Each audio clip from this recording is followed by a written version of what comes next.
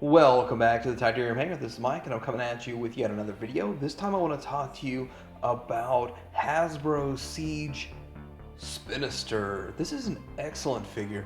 I really do like a lot of things about it, and I'm going to talk to you about the figure. I'm going to review the figure, I'm going to discuss it, but I also want to have a discussion about the obscurity and tell you the truth on why I'm even buying Chug. I did tell you guys a while ago I was done with Chug, and this figure is a representation of why I'm getting sucked back in, and it has to do with obscurity.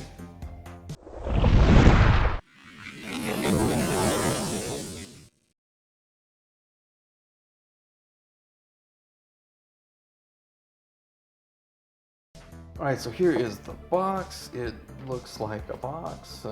I didn't film it beforehand with the figure in it. I guess I forgot. But anyway, looks pretty good. And I still think it's cool. I just think this whole Siege packaging is cool. It's the Earthrise is going to be exactly the same with a little bit different, like earth tone colors. But yeah, that looks cool. So looking at the figure itself, in this mode it has all of the colors. And you're going to see it's a very G1-esque when it comes to the colors and the color scheme.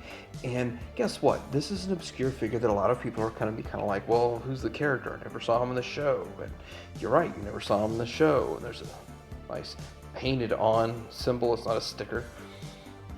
And yeah, there's a second, the hands and the second cockpit, the second foot or leg or whatever. So yeah, you never saw this guy in the show, and I know you never saw it in the show. You saw it in a comic book or whatever, or you never saw it at all. You saw it in the toy aisle, but he's obscure. And instead of getting, say, maybe a 4th Wheeljack or a 19th Optimus Prime, giving us something different and more obscure is awesome, and probably never gonna see this in the Masterpiece line. So let's go ahead and compare this guy to the G1, and comparing him to G1, it looks good. It's just a massive improvement over what we had back in the G1 era. We still have the, hey, even those spin better.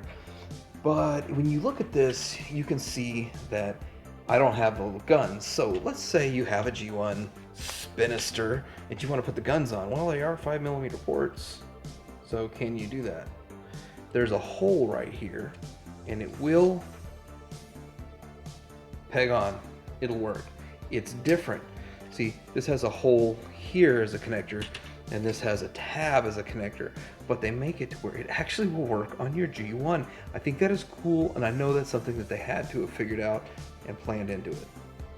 Also, looking at these guys, the color scheme matches it extremely well. Just look how good that was. The colors are real close. You just have this character, although this is the side that you have the Decepticon symbol. It's still really, really cool. Let's use my quick Chug comparisons so that you can see what's going on and how they look together. Yeah, that works. And we're gonna transform this guy. We're gonna disconnect these guns from here, and let me raise this up. Keeping it all on camera, we want to disconnect this piece here. It tabs in 2 places. Tabs in right here to there, and then here to there. So it gives it a nice secure connection in a great alt mode.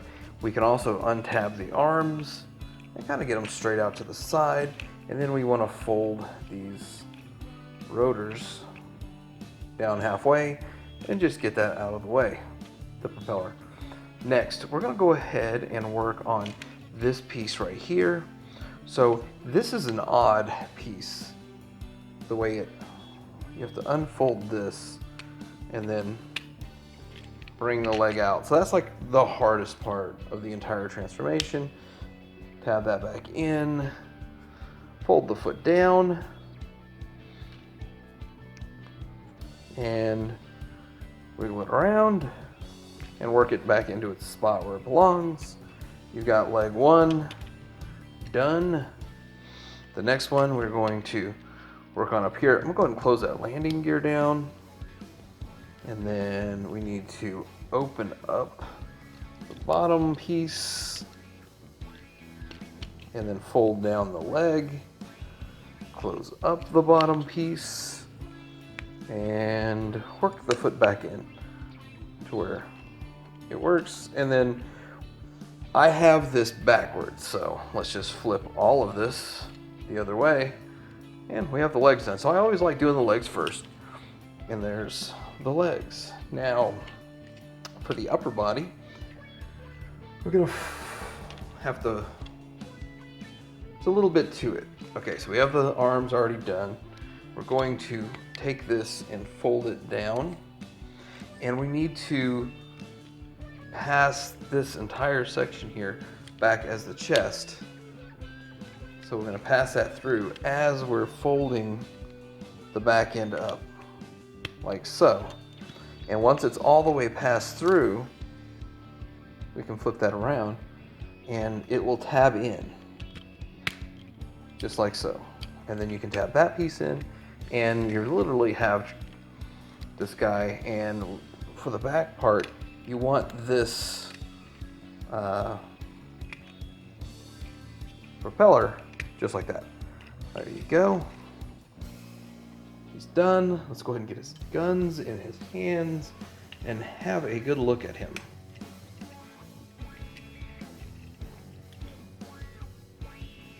This is a very nice looking figure, and proportionally way better than G1. The biggest drawback is these propellers do kind of flop a little bit, but not that bad. And he does have a mix-up of purple and pink and blue, and down here you do see the two dual cockpit legs, but it gives symmetry to him, and his feet are a little bit tucked in. I don't know if I can get those out just a little bit more, but no, I can't. And his back, look at it. It cleans up pretty well. There's a little bit of gappage right here and like right there. But overall, I mean, this is really what you look for, a close to masterpiece representation in a mainline. And I only paid 15 bucks for this guy because I got him at Target, and Target right now has him 20% off. I had a 25% off coupon for one toy or whatever. Anyway, so he was only 15 bucks plus tax. But I'm gonna have a link in the description below where you can get him at Amazon, because he's actually hard to find. I mean, I only saw him, this one figure, in my Target, and I've never seen him again at any other Target anywhere else. Looking at his eyes, he has some really good reflective yellow paint on his eyes. I like that turquoise on his face. That Decepticon symbol is amazing. That is painted on very well. Then looking down here, there's just paint everywhere, all over this guy. Just here, here, here, here, down here. And then, you know what? I'm not even going to complain about it. I think this is the best use of the weathering I've ever seen on a Siege figure, because he looks like a clean figure with just a slight weathering here and a slight weathering there. I could get with that. And I don't see any weathering on the back. A little more paint that has to do with the alt mode. Definitely good looking figure. Of course, we got to talk about some articulation, head side to side. It actually goes up and down. Everything you need with a head. Did I get that in frame? Side to side, up and down, up.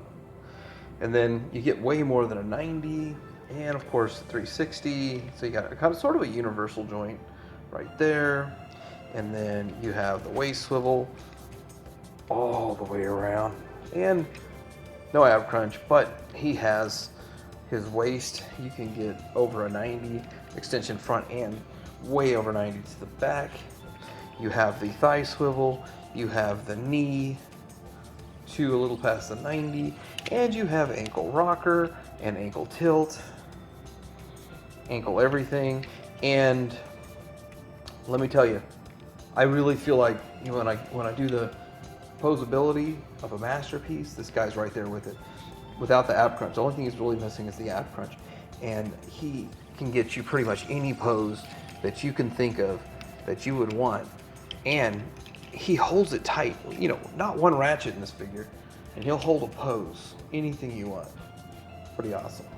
Speaking of holding any pose you want, the G1 won't hold a single pose, but the G1 will hold his gun, so you can take the G1 gun or his gun and stick it in the G1 hand, and if you, let's say you don't have guns, like you're me, and you have 2 of these guys with no guns, you could actually use those guns on your G1 if that's something you want to do. And if you want to have your G1 with the gun and you want some blast effects, well, guess what?